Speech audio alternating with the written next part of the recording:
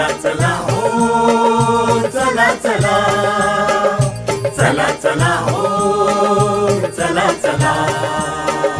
सगळे मिळून घेतो काळजी, पशु हे आपले धन.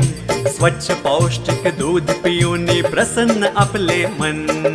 चला चला हो चला चला चला चला हो चला चला. सहकार्याने घडवून आणू सर्वांचे उद्धार.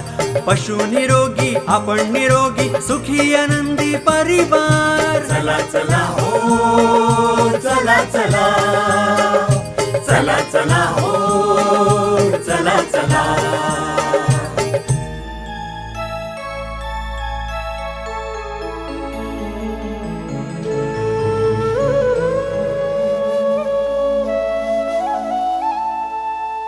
नमस्कार श्रोते मंडळी, आज मी तुम्हाला पशु प्रजनन प्रबंधन याविषयी माहिती सांगणार आहे. पशुचे दुग्ध उत्पादन आणि याबरोबरच पशुच्या प्रजननाचे प्रबंधन या दोन्ही गोष्टी पशुपालन व्यवसाय फायदेशीर होण्यासाठी महत्त्वाच्या आहेत. जास्तीत जास्त दुधाचे उत्पादन घेण्यासाठी पशुच्या प्रजननाचे व्यवस्थितरित्या प्रबंधन करणं खूप महत्त्वाचे आहे. पशुपासून जास्तीत जास्त दुग्ध उत्पादन घेण्यासाठी पशु हा वेळेवर गाभण राहणे गरजेचे आहे. मी आता तुम्हाला कोंडवाडी गावातील एक गोष्ट सांगतो. एका शेतकऱ्याला जुळी मुलं झाली. त्यांची नावे सुरेश आणि रमेश ठेवली. दोघेही एकत्र खेळत असत, एकत्र खात असत, एकत्र शाळेत जात असत आणि अशा प्रकारे ते एकत्र मोठे झाले. त्यांचं लग्न पण एकाच दिवशी झालं. लग्नात सुरेश आणि रमेशच्या वडिलांनी दोघांना एक एक गाय भेट दिली. दोघांनी स्वतंत्र दुग्ध व्यवसाय सुरू केले. पण काही कारणामुळे रमेश दुसऱ्या गावी राहायला गेला. 7 वर्षात सुरेशच्या गायीला 5 वासरे झाली. त्यांनी त्याच्या व्यवसायात बऱ्यापैकी प्रगती केली.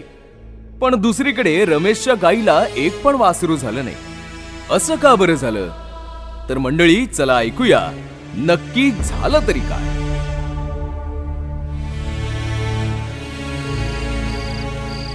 रात्रीची वेळ होती. अचानक दूरहून भांडी आपटण्याचा आवाज आला आणि रमेशची बायको कोणावर तरी जोर जोरात ओरडत होती. काय हो, लग्नाला 7 वर्ष झाली पण एक केसाचा किलीप पण विकत घेतला नाहीत माझ्यासाठी. जाऊबाईंचा फोन आलता. बोलत होत्या की सुरेश भाऊजींनी जाऊबाईंना नवीन साडी, नवीन चप्पल, नवीन काय काय विकत घेतलंय. माझं नशीबच फुटकं. अग, असं नको बोलूस ग. म्या तुला जे हवं ते घेईन, पण माझं नशीबच साथ देत नाही ग. आता तू मला सांग, मी तरी काय करू? तुला तर माहित आहे की आपण किती वेगवेगळे उपचार केले, पण आपली गाय काय गाभणच राहत नाही आणि आपला व्यवसाय काय पुढे जातच नाही. अहो, मग मग भाऊजींना विचारा ना, ते तुम्हाला काहीतरी उपाय सांगतील. अग हो, हाच विचार माझ्या मनात नेहमी येतो, पण माहित नाही का, कधी विचारलंच नाही. दिवसभर तो पण त्याच्या कामात गुंग असतो. असं वाटतं उगाच माझ्यामुळे त्याचा ताण वाढेल. अहो, तो तुमचा सख्खा भाऊ आहे. भावाला विचारण्यात काही हरकत नसती. तुझं पण बरोबर आहे. उद्याच सकाळच्या गाडीने त्याच्याकडे जाऊन येतो. रमेश लगेच दुसऱ्या दिवशी ट्रेनने सुरेशच्या गावी जाण्यासाठी निघतो.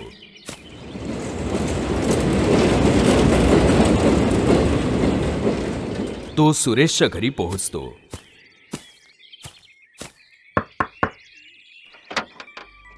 अरे वा, काका तुम्ही? बाबा, बघा कोण आलं. लवकर या की. ये ना काका. आता इतक्या उशिरा कोण आलंय?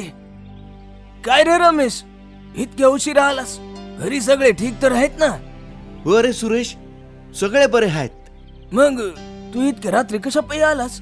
त्याचं काय, मला तुला काहीतरी विचारायचं आहे रे. मग विचार की. अरे, इतकी वर्ष झाली पण माझी गाय अजिबात गाभण राहत नाही रे. वेगवेगळे उपचार केले पण काय बी होत नाही. आता तर मी फार कंटाळलो याला. सुरेश, तू तुझ्या गायीसाठी नेमकं काय करतोस सांग ना. अरे रमेश, मी असं काही वेगळं करत नाही रे. तू इतकी वर्ष का नाही विचारलंस मला? मला विचारायला कसली लाज वाटत होती का रे तुला? अरे मी तुझा भाऊ आहे, ते पण जुळा. लक्षात आहे ना? आपली नाळ एकच होती. अरे काळजी करू नको. एक काम कर, आता तू जेवण करून निवांत झोप.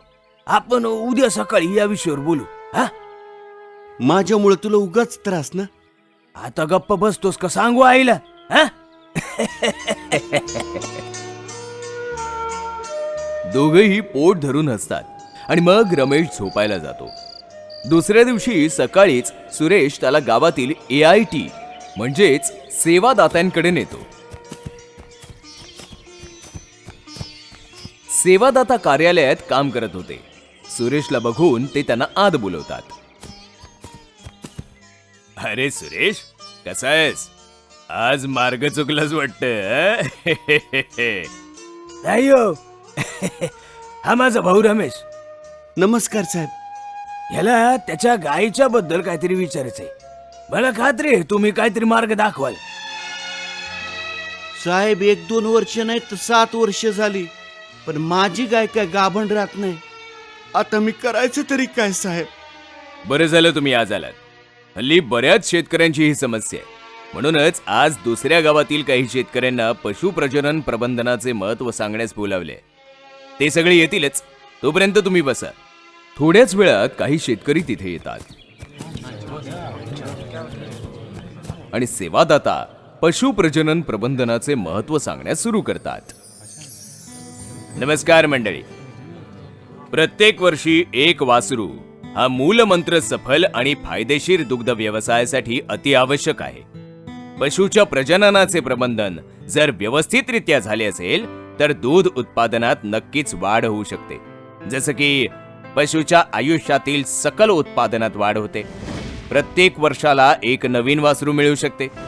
दरवर्षी नवीन वासरू मिळाल्यामुळे चांगल्या प्रतीच्या जातिवंत कालवडीची निवड आपण भविष्यातील गाय म्हणून करू शकतो. हे ध्येय साध्य करण्यासाठी आपल्याला पशुचे आहार प्रबंधन, पशु प्रजनन, पशुसाठी आरामदायक गोठा आणि दुग्ध उत्पादन या प्रमुख गोष्टींवर लक्ष देणे गरजेचे आहे. ते पशुप्रजनन प्रबंधन म्हणजे नेमकं काय साहेब? प्रभावी अशा प्रकारे केलेल्या पशुप्रजनन प्रबंधनाने प्रत्येक वर्षी नवीन वासरू मिळाल्यामुळे एका पशुपासून जास्त वासरे मिळू शकतात. शिवाय पशुचे सकल दूध उत्पादन जास्त होऊन फायदा होतो. यासाठी पशुप्रजनन संबंधी प्रभावी अशी योजना बनवून ती व्यवस्थित राबवली पाहिजे.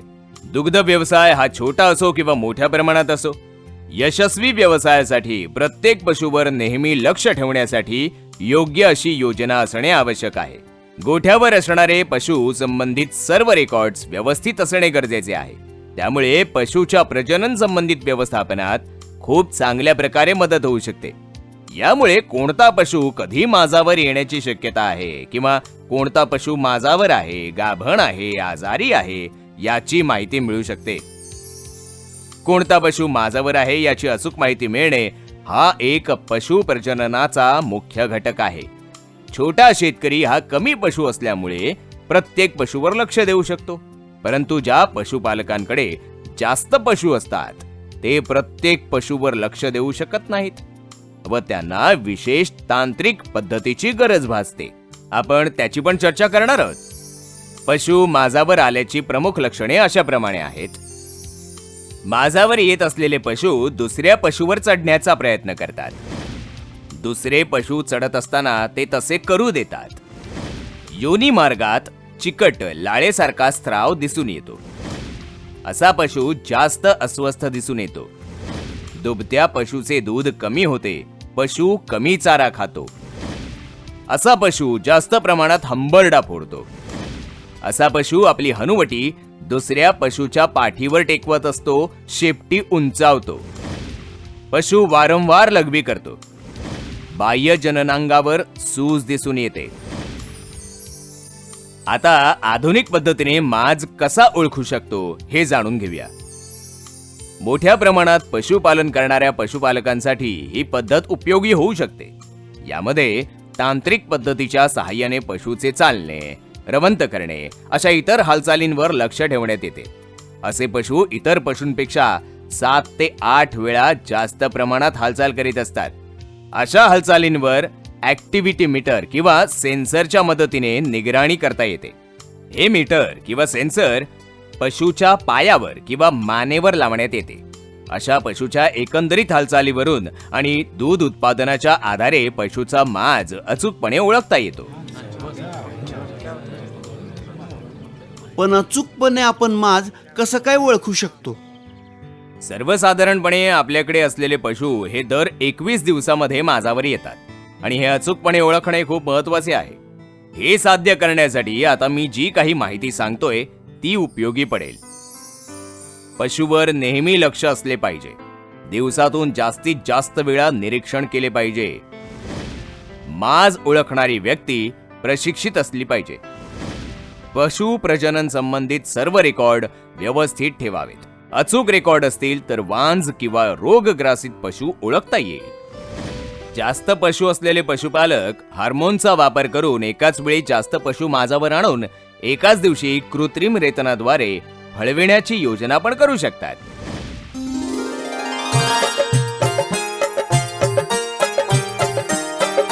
चला चला हो चला चला चला चला हो चला चला. सगळे मिळून घेतो काळजी, पशु हे आपले धन. स्वच्छ पौष्टिक दूध पिऊन प्रसन्न आपले मन. चला चला हो चला चला चला चला हो चला चला.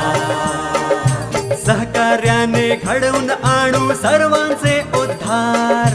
पशु निरोगी, आपण निरोगी, सुखी आनंदी परिवार. चला चला हो चला चला चला चला हो चला चला.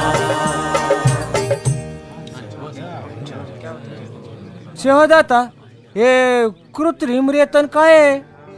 चला जाणून घेऊया कृत्रिम रेतनाविषयी. वळूपासून एकत्रित केलेले शुक्राणू मादा पशूंच्या गर्भधारणेच्या उद्देशाने त्यांच्या जननेंद्रियात संचयित करण्याच्या प्रक्रियेला कृत्रिम रेतन असे म्हणतात. पशूंच्या अनुवांशिक सुधारणेसाठी कृत्रिम रेतन हे सर्वात स्वस्त आणि सोयीस्कर साधन आहे. कृत्रिम रेतन हे दुग्ध उत्पादकांना दुग्ध व्यवसायात उत्पादन आणि नफा वाढवण्यासाठी सहज उपलब्ध असलेले एक महत्त्वाचे साधन आहे. कृत्रिम रेतनामध्ये उत्कृष्ट गुणवत्तेच्या वळूंच्या वीर्याचा वापर केला जातो. वळूंद्वारे नैसर्गिक रेतनापेक्षा कृत्रिम रेतनाचे बरेच फायदे आहेत. कृत्रिम रेतनामुळे अल्प कालावधीत एखाद्या अनुवांशिकदृष्ट्या उत्कृष्ट अशा वळूचा वापर बऱ्याच मोठ्या प्रमाणात मादा पशूंना गर्भित करून त्यांच्या उत्कृष्ट अनुवांशिकतेचा जलद प्रसार करता येतो. वळूंच्या वापराची कार्यक्षमता वाढते. नैसर्गिक रेतनात आवश्यकतेपेक्षा जास्त वीर्य वापरले जाते. एका वळूपासून एका वेळेस प्राप्त वीर्यापासून शेकडो वीर्य मात्रा तयार करता येतात व त्याचे अन्य ठिकाणी वहन करणे सहज शक्य होते. यामुळे एका वळूंचे वीर्य वेगवेगळ्या ठिकाणी अनेक पशुमध्ये सुद्धा वापरले जाऊ शकते. वीर्याला गोठवून ते बऱ्याच काळापर्यंत साठवून ठेवता येते. प्रजननासाठी वळूची गरज भासत नाही आणि वळूंच्या देखभालीसाठी होणारा खर्च वाचतो. नैसर्गिक संभोगामुळे वळू आणि मादा पशूमध्ये लैंगिक रोगांचे संक्रमण होण्याची शक्यता असते. कृत्रिम रेतनासाठी वापरण्यात येणाऱ्या वळूंची नियमितपणे रोग तपासणी केली जाते. यामुळे अशा रोगाचा प्रसार रोखता येतो. कृत्रिम रेतनाची यशस्वीता ही काही बाबींवर अवलंबून असते. पहिली बाब, वीर्य मात्रेची गुणवत्ता. पशुपालन व डेअरी विभाग भारत सरकारद्वारा गठीत केंद्रीय नियंत्रक समिती CMU दर 2 वर्षांनी भारतातील सर्व वळू संगोपन केंद्रांचे मूल्यांकन करते. या मूल्यांकनांच्या आधारे त्यांची A ग्रेड आणि B ग्रेड वर्गात विभागणी केली जाते. असे कृत्रिम रेतन कार्यकर्ता जे A आणि B वर्गातील वळू केंद्रांच्या वीर्याचा वापर करतात आणि जे राज्य सरकारद्वारा ठरवलेल्या पशु प्रजनन नीतीचे पालन करतात, अशा कार्यकर्त्यांकडूनच कृत्रिम रेतन करून घेतले पाहिजे. सध्या देशामध्ये पशुची अनुवांशिक गुणवत्ता सुधारण्यासाठी अनेक शास्त्रोक्त उपक्रम चालू आहेत. अशा उपक्रमातून उत्पन्न झालेले वळू हे जुन्या वळूंपेक्षा अधिक उच्च अनुवांशिक गुणवत्तेचे असतात. यासाठी शेतकऱ्यांनी कृत्रिम रेतन कार्यकर्त्याला त्याच्याकडे वळू संबंधी माहिती जसे की वळूची अनुवांशिक क्षमता, त्याची पेडिग्री, छायाचित्र याची विचारणा केली पाहिजे. अशी माहिती घेऊन योग्य त्या वळूची निवड केली पाहिजे. दुसरी बाब, कृत्रिम रेतन कार्यकर्त्यांची कार्यकुशलता. कृत्रिम रेतन करण्यासाठी अशा कार्यकर्त्यांची निवड केली पाहिजे की ज्याने सरकारद्वारा मान्यताप्राप्त असलेल्या चांगल्या प्रशिक्षण केंद्रातून प्रशिक्षण घेतले आहे व ज्याच्या गर्भधारणेची टक्केवारी चांगली आहे. त्यांनी भारत सरकारद्वारा निर्धारित मानक कृत्रिम रेतन पद्धतीचे पालन केले पाहिजे. सोबत हेही सुनिश्चित केले पाहिजे की कृत्रिम रेतनासाठी लागणारी वीर्यमात्रा ही निर्धारित तलल नत्रजनक कंटेनरमधून आणलेली असावी. तिसरी बाब, कृत्रिम रेतनाची अचूक वेळ. योग्य वेळी कृत्रिम रेतन केल्यास पशु गाभण राहण्याचे प्रमाण वाढते. बरं मला सांगा साहेब, या कृत्रिम रेतनाची योग्य वेळ कोणती असेल? हो रे रमेश, तेच सांगणार आहे मी. पशुच्या गर्भाशयात शुक्राणू जवळपास 24 तासापर्यंत जिवंत राहू शकतात. त्याप्रमाणेच मादा पशुचे अंडाणू अंडाशयातून बाहेर पडल्यानंतर 4 ते 6 तास जिवंत राहू शकते. त्यामुळे गर्भधारणेसाठी ज्यावेळी अंडाणू अंडाशयातून बाहेर पडते त्यावेळी तिथे शुक्राणू असणे आवश्यक आहे. पशु माजावर आल्याच्या सुमारे 30 तासामध्ये अंडाणू बाहेर पडते. माजाच्या सुरुवातीस पशु दुसऱ्या पशुवर चढण्याचा प्रयत्न करतो. 8 ते 10 तासानंतर पशु दुसरे पशु चढत असताना शांत उभा राहतो. यालाच स्टँडिंग हीट असे म्हणतात. आणि हीच वेळ कृत्रिम रेतन करण्यासाठी योग्य असते. माजाच्या सुरुवातीस पशुच्या योनी मार्गातून पातळ लाळेसारखा द्रव स्राव होतो. हा स्राव स्टँडिंग हीटच्या वेळी थोडा जाडसर आणि तारेसारखा झालेला असतो. याच कारणासाठी सकाळी माजावर आलेल्या पशुचे कृत्रिम रेतन संध्याकाळी आणि संध्याकाळी माजावर आलेल्या पशुचे कृत्रिम रेतन दुसऱ्या दिवशी सकाळी या नियमानुसार केले जाते. चौथी बाब, कृत्रिम रेतन योग्य पशुचे स्वास्थ्य. कृत्रिम रेतनाच्या यशस्वीतेसाठी पशुचे गर्भाशय तंत्र स्वस्थ असणे खूप आवश्यक आहे. कोणत्याही पशुला गर्भधारण करण्यासाठी एक सर्वसाधारण नियम असा आहे की पशुचे वजन कमीत कमी 250 किलोग्रॅम असले पाहिजे. यासोबतच पशुला कुठल्याही प्रकारचा गर्भाशयाशी संबंधित रोग नसावा. सेवादाता, पशुपालकांनी कसं समजावं की त्याच्या गोठ्यामध्ये सर्व काही व्यवस्थित आहे? अगदी चांगला प्रश्न केला तुम्ही. मी तुम्हाला काही विशिष्ट सूचकांकाबद्दल थोडीशी माहिती देतो. या सूचकांकाद्वारे तुम्हाला तुमच्या गोठ्यामधील पशु प्रजननांशी संबंधित कमतरता लक्षात येईल आणि त्यामुळे प्रजननांशी संबंधित कारणही समजून घेता येतील. यातील काही सूचकांक असे आहेत की यामुळे पशु प्रजननांशी निगडीत कमतरता वेळीच लक्षात येईल आणि ती वेळीच दूरही करता येईल. आता मी काही महत्त्वाच्या सूचना सांगतो, त्या व्यवस्थित ऐकून घ्या. पहिल्या वेळेस कालवडीच्या विण्याचे वय. पहिल्या वेळेस कालवडीच्या विण्याचे वय विदेशी, संकर, देशी गाई आणि म्हशींमध्ये वेगवेगळे असते.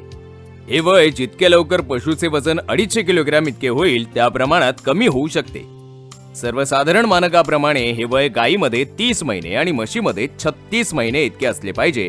हे उद्दिष्ट साध्य केले तर दुग्ध व्यवसाय फायदेशीर ठरू शकतो. व्यायल्यापासून ते पहिल्या कृत्रिम रेतनाचा कालावधी. हा कालावधी मुख्यतः गोठ्याचे व्यवस्थापन आणि पशुचा माज ओळखण्याची दक्षता व पशु माजावर येण्याचे प्रमाण यावर अवलंबून आहे. व्यायल्यानंतर लगेचच पशुला कृत्रिम रेतन करू नये, कारण या कालावधीमध्ये पशु आपल्या शरीराची आणि गर्भाशयाची ठेवण पूर्ववत करत असतो आणि शिवाय यावेळी पशु गाभण होण्याची शक्यता पण कमी असते. पशु परत गाभण होण्यासाठी आणि ती टिकवण्यासाठी त्याची शरीराची अवस्था चांगली असली पाहिजे. जर आपल्याला एका वर्षाला 1 वासरू पाहिजे असेल तर पशु साधारणतः 90 दिवसांमध्ये गाभण झाला पाहिजे. हा कालावधी जर 90 दिवसांपेक्षा जास्त असेल तर त्याचा अर्थ अशा गोठ्यामध्ये माज ओळखण्याच्या व्यवस्थेमध्ये त्रुटी असू शकते किंवा वांझपणाची कारणे असू शकतात. पशु जर व्याण्याच्या 60 दिवसापर्यंत माजावर येत नसेल तर ताबडतोब पशुवैद्यकाचा सल्ला घ्यावा. पशु खाली असण्याचा कालावधी डेज ओपन. पशु विण्यापासून ते गाभण होण्यापर्यंतचा जो कालावधी असतो याला आपण डेज ओपन असे म्हणतो. आणि हा कालावधी आपणास मागील 12 महिन्यामध्ये पशु प्रजननाशी निगडीत घेतलेली दक्षता दर्शवतो. हा कालावधी साधारणतः 85 ते 115 दिवसादरम्यान असला पाहिजे. जर हा कालावधी 145 दिवसांपेक्षा जास्त असेल तर पशु प्रजननासंबंधी कारण असू शकते, म्हणून वेळीच उपयोग केलेला बरा असतो. 2 वेतामधील अंतर काय असावे? हा कालावधी हे पशुच्या 2 सलग वेतामधील अंतर असते. यशस्वी दुग्ध व्यवसायासाठी हा कालावधी खूप महत्वाचा आहे. हा कालावधी जर कमीत कमी असेल तर आपणास जास्त उत्पादन आणि सोबतच पशुच्या हयातीत जास्त वासरे मिळू शकतात. 1 वर्षाला 1 वासरू या मानकाप्रमाणे हा कालावधी जवळपास 12 महिन्याचा असला पाहिजे. पशु गाभण होण्यास लागणारी कृत्रिम रेतन संख्या. ही संख्या आपणास गाभण पशूंची गर्भधारण क्षमता दर्शविते. पशु गाभण होण्यास शक्यतो 2.5 किंवा त्यापेक्षा कमी कृत्रिम रेतन लागले पाहिजेत. पशु माजावर येण्याचे प्रमाण. हे प्रमाण म्हणजे ठराविक कालावधीमध्ये एकूण प्रजनन योग्य पशुमधून किती पशुचे कृत्रिम रेतन होते याची टक्केवारी. या प्रमाणामुळे आपणास अचूक माज ओळखण्याचे प्रमाण व प्रजनन संस्थेशी निगडित रोग याचे प्रमाण लक्षात येते. गाभण राहण्याचे प्रमाण. कृत्रिम रेतन केल्यानंतर पशु गाभण होण्याचे प्रमाण म्हणजेच कन्सेप्शन रेट हे सर्व पशु वेगवेगळ्या ऋतुचक्रामधील असू शकतात. हे प्रमाण अचूक माज ओळखणे, वीर्याची प्रत, कृत्रिम रेतनाची पद्धत हे दर्शवते. हे प्रमाण कमीत कमी 35% दरम्यान असले पाहिजे. Pregnancy rate. गाभण राहण्यायोग्य पशुमधून जे पशु 21 दिवसांच्या कालावधीमध्ये गाभण होतात यालाच प्रेग्नन्सी रेट असे म्हणतात. हे प्रमाण जवळपास 20% इतके असले पाहिजे. गर्भपरीक्षण आणि त्याचे महत्व. 1. 45 ते 60 दिवसांमध्ये गर्भपरीक्षण केलेले फायदेशीर असते. 2. यामुळे गाभीण पशुची योग्य काळजी घेता येते. 3. जे पशु गाभण नाहीत त्यांना परत वेळीच कृत्रिम रेतन संभव होऊ शकते. 4. अल्ट्रासोनोग्राफीद्वारे जवळपास 30 ते 35 दिवसांमध्ये गर्भपरीक्षण करणे संभव होते. आता मी तुम्हाला पशु प्रजनन क्षेत्रातील नवीन तंत्रज्ञानाविषयी माहिती देतो. वीर्य विलगीकरण तंत्रज्ञान. वीर्यामधील X आणि Y या गुणसूत्राचे शुक्राणूचे विलगीकरण करण्याचे तंत्रज्ञान आपल्या देशात सध्या उपलब्ध झाले आहे. यामध्ये वीर्यातील X आणि Y गुणसूत्र असलेले शुक्राणू वेगळे केले जातात व ज्या गुणसूत्राचे शुक्राणू आपल्याला पाहिजेत त्याची वीर्या मात्रा तयार करता येते. ही पद्धत मुख्यतः मादा वासराचे उत्पादन करण्यासाठी वापरण्यात येते. X गुणसूत्र असलेल्या वीर्यापासून आपल्याला 90% पेक्षा जास्त प्रमाणात मादा वासरे उत्पन्न करता येतात. भ्रूण प्रत्यारोपण. या तंत्रामध्ये पशुला संप्रेरकाच्या सहाय्याने सुपर ओव्ह्युलेट केले जाते. याचा पूर्ण कोर्स 5 आठवड्याचा असतो. यामुळे पशुमध्ये अनेक अंडाणू तयार होतात आणि अशा पशुमध्ये कृत्रिम रेतन केल्यानंतर 7 दिवसात बरेच भ्रूण तयार होतात. असे हे तयार केलेले भ्रूण गर्भाशयातून फ्लशिंगच्या मदतीने बाहेर काढले जातात व त्यांचे वर्गीकरण केले जाते. साधारणतः एका फ्लशमध्ये 5 भ्रूण मिळतात. यामधील चांगले असे भ्रूण सरोगेट गायीमध्ये प्रत्यारोपित केले जातात. उर्वरित भ्रूण भविष्यातील वापरासाठी फ्रीज करून ठेवले जातात.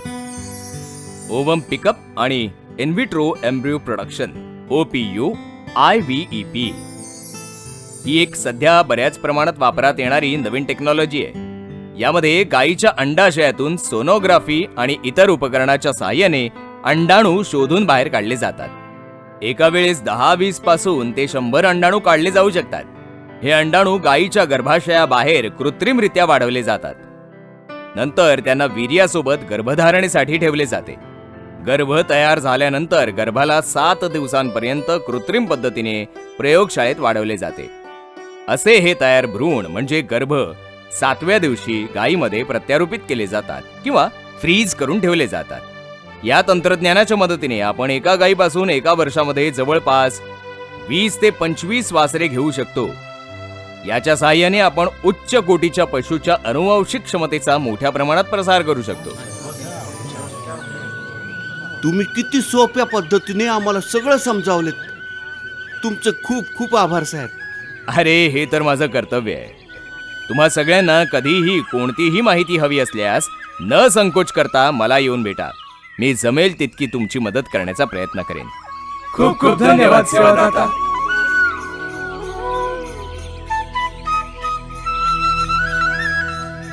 कुंदा आणि मंदा या दोघी बालमैत्रिणी होत्या. एकमेकींच्या कुटुंबाचे पण एकमेकांशी चांगले संबंध होते. कुंदा आणि मंदा दोघी नेहमी आपल्या पशूंना चारायला डोंगरावर नेत असत. त्यांच्याकडे गायी, म्हशी व बकऱ्या होत्या. पशूंना चारायला सोडलं की त्या दोघी मस्त गप्पा मारत बसायच्या. पण एक दिवस अचानक मंदाची एक गाय जोर जोरात हंबरडा फोडू लागली आणि बेशुद्ध होऊन जमिनीवर कोसळली. तिला नेमकं काय झालं होतं जाणून घेऊया पुढच्या भागात.